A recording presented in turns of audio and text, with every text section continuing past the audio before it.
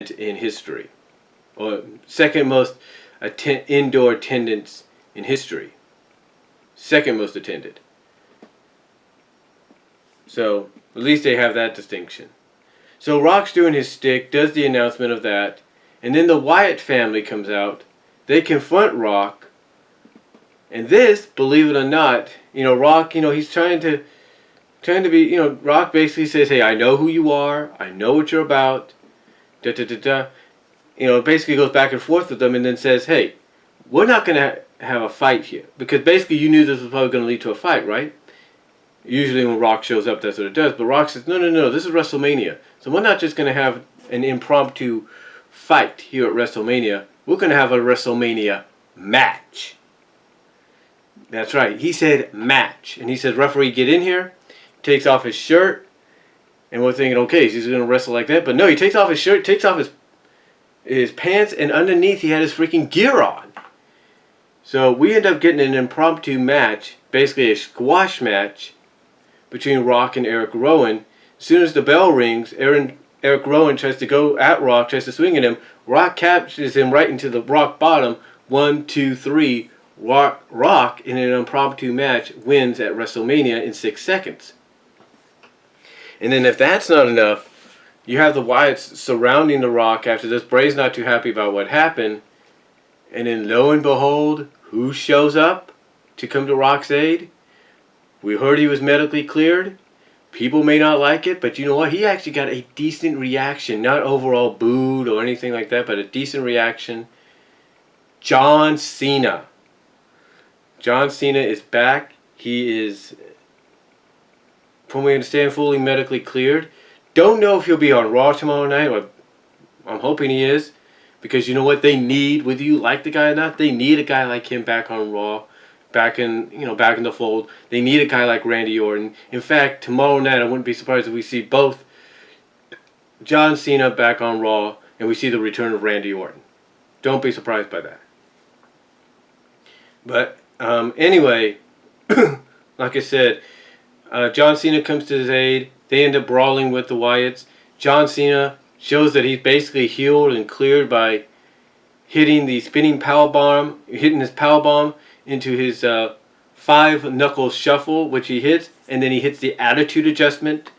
Rock, hits the rock bottom on Braun Strowman, and then it looked like Wyatt was going to try to hit Sister Abigail on John. That didn't work, but instead he ends up getting leveled by the Rock and then hit with a spinebuster and then hit with the people's elbow. So I'll give it this. They definitely gave us a moment there at WrestleMania between those two. And these are two guys that not that long ago basically were fighting each other back-to-back years at WrestleMania, whether we liked it or not. And then we end up getting the main event, which is Triple H and Roman Reigns. And yes, Roman Reigns got booed massively. Not just during his entrance, but throughout the match. True, it slowly died down at times and was becoming sort of indifferent. You started getting a chant similar to what Cena would have, like, let's go Roman sucks. But he was just massively not over with the fans. He was booed. Anytime he started to make a comeback, even injured or not, he started to come back. There were some moments here, I'll give him that. I mean, he did spear Triple H through the barricade. The match went a lot longer than I thought it would. I mean, the way I would look at it, the way I pictured it, is as soon as that bell rings, you should have had Roman hit the Superman punch and then the spear and get the 1, 2, 3. That's the way I look at it. So, anyway, like I said, the match went about, I would say, almost 40 minutes. And Triple H, give him credit, carried that match to really help make Roman look strong. And in the end, Roman ends up winning, as predicted, the WWE Championship, World Heavyweight Championship for the 3rd time. And as we got close to that ending, what happens is Stephanie, she lets, I guess, her power go to her head here because she's confronting the ref saying, hey, don't you walk away from me, I'm talking to you, because it looked like Roman was going to win earlier. It looked like Roman was going to win, earlier. And she's like, hey, don't you talk to me, don't you walk away. She's basically getting in the ring, confronting the ref. And what happens is this leads to Roman Reigns running towards Triple H for the spear. Him and the referee get out of the way, and he ends up leveling. Roman Reigns ends up leveling Stephanie McMahon with the spear, and people just massively pop for that. That was the only big massive pop he got, was like, he speared Stephanie McMahon. To the eyes of a lot of fans, they're like, that popped this, they're like, yes, she finally got what she deserved. But even still, as she rolled out of the ring and was laying on her back, she still had enough wherewithal. She still had enough. What's the word? Wherewithal, if you will, to reach under the ring, hand Triple H a sledgehammer, but Roman basically beat Triple H to the punch before he can use it, because as Triple H was getting up, was starting to stand up with a sledgehammer in his hand. Yeah, the referee sees it, but Roman Reigns, like I say, beats Triple H to the punch literally by hitting not one but two Superman punches. One on Triple H that makes him rock back into the corner. Another in the corner, and as Triple H Triple H is coming out and Roman's getting ready to go for the spear, Triple H lifts the sledgehammer, and you might be thinking, okay, he's going to hit Roman, and they're going to swerve us, and Triple H is going to walk out with the championship. That doesn't happen. Instead, Triple H, he ends up missing, and turns around, ends up trying to swing like this, misses, turns around, and ends up getting speared by Roman Reigns. Roman Reigns wins the WWE World Heavyweight Championship to a shower of massive boos. There were some cheers because some fans were like, okay, thank God, Triple H is not champion anymore, And yes, the Authority basically got beat all in one night. Or basically got what they deserved, both Stephanie and Triple H. But again, that positive reaction to that was massively,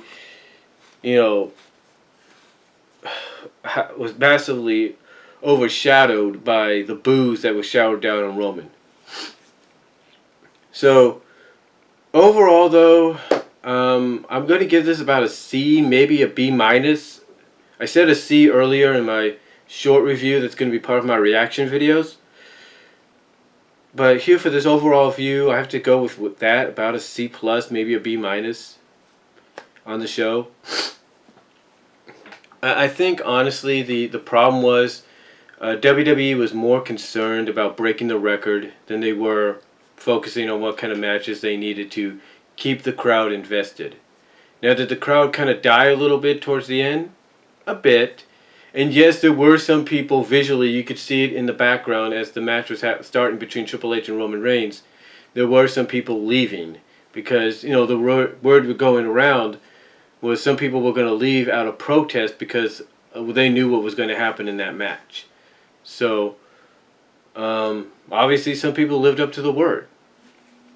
But overall, decent show, about a C plus to B minus. Would I watch it again?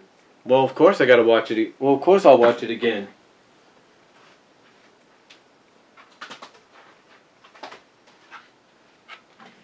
I have it. Yeah, I can watch it at any time on the WWE Network. But I have it. And this is one thing, I want to say this in closing. This is one reason I always buy WrestleMania every year. I don't mind all the other pay-per-views and watching them on the network, that's fine. But the reason I do this every year is this is WrestleMania. You don't want any glitches or any buffering or anything like that. You go with this. True, they had some glitch at times, maybe some kind of interference, but it was barely noticeable. Like, it didn't even ruin the flow of the match. But definitely, in my opinion, if you want to watch WrestleMania without any kind of interruption, then definitely get it on pay-per-view. Now, true, they had some technical difficulties because as the event was starting, as WrestleMania was starting, the pay-per-view thing, the events on demand thing, still said events on demand. We're glad to bring you this special presentation. That was on there for at least maybe about 30, I'd say almost a minute, before we saw Fifth Harmony finishing up singing the America the Beautiful. So Yeah, that was on there for about a minute. So there were technical difficulties, but like I said, besides that, at the beginning, and then maybe a tiny bit of a glitch here and there, barely noticeable, didn't hurt the flow of the show, and like I said, it's a C plus to B minus show overall. And pretty much it made history all the way around. Not only was it the most attended WrestleMania of all time, and one of the most attended indoor events in history, but it was also the longest WrestleMania of all time. I'm not joking. If you don't count the pre-show matches, and you just count the main card, you are looking at 4 hours, 4 hours and almost 50 minutes. 4 hours and 50 minutes worth of action. Actually about 4, I rounded to about 4 hours 49 minutes of action. But yeah, almost 10 minutes shy of 5 hours of the main card. 10 minutes shy, 10 to 11 minutes shy of the 5 hour mark for the main card. And that's saying something. I mean, when you take the 10 to 12 minutes for Ryback and Kalisto, you take about the 10, 12, 15 minutes for the 10 Diva tag, as well as the 10, 12 minutes maybe you gave for Bubba Ray, for the Dudleys and the Usos. And you look at all those matches, you're basically almost looking at altogether that, along with the unveiling of the new Women's Championship and everything. You're looking at, that 1 hour on USA, along with the rest of the night, looking at 5 hours altogether. You're looking at 6 hours, and then you count the post-show, 7 hours of WrestleMania coverage. But match card wise, like I said, when you take, maybe you add the 10 to 12 minutes for Kalisto Ryback, the 10 to 15 minutes for the Divas, and about the 10 to 15 minutes for the Dudleys and the Usos, which is like 10 to about 30 minutes. You're looking at about 5 hours of in-ring action all the way around. And that's saying something. I guess WWE was determined that, hey, if we're going to break the all-time attendance record for WrestleMania and be one of the largest indoor attended events of all time in history, we might as well break the running time, the length time for WrestleMania as well. And they did just that. How do I know? Here's how. Originally, here's how. I took my DVD recorder over here and I set it to LP mode, which is the 4-hour mode, because I thought honestly they were going to do 4 hours exactly, or just around that, just like just as they had done previous WrestleManias. But they didn't. Instead, they end up going an additional, almost an additional hour. So what happens? Instead of me making the right decision like I should have and go 6-hour route, which is the EP mode, I end up basically having to go switch out one DVD, the first DVD, which is this one, switch it out for that one. And that, a majority of that is the freaking main event. And that's on the HQ mode, the 1 hour mode.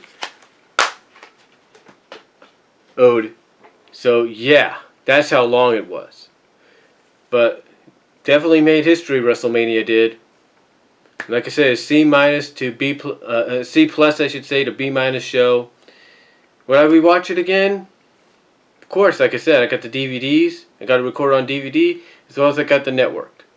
So, let me know what you guys think, though, overall of WrestleMania. What did you guys think about it? Sorry this has gone too long and in multiple videos.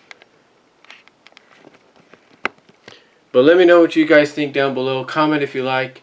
And I am out. God bless. Take care.